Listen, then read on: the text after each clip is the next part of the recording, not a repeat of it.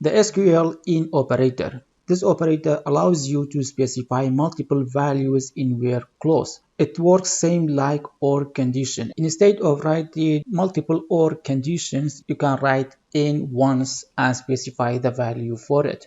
So let's see in action how to use in operator in SQL. Continuing from the previous operators, we have filtered our data using the not operator. Now let me remove this and see how to use the in operator. So we have the select statement. All we need to do is add in where clause, then write the column name. For example, I want to filter this table based on the state column. So I will write the state as a column name, then in operator.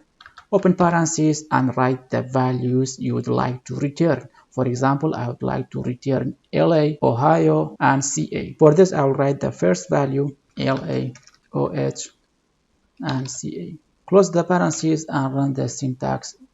As you see, the query returned back all the states that start with LA, CA, and OH. And pay attention, the in operator is case sensitive. For example, if I change this to a small letter, it will not return LA. Let me run again. As you see, LA is not included in the list because in operator is case sensitive. You can get the reverse list by adding not in front of in.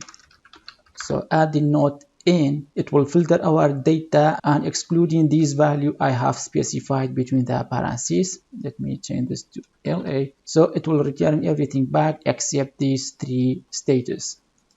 As you see, all the states are available except LA, OH, CA.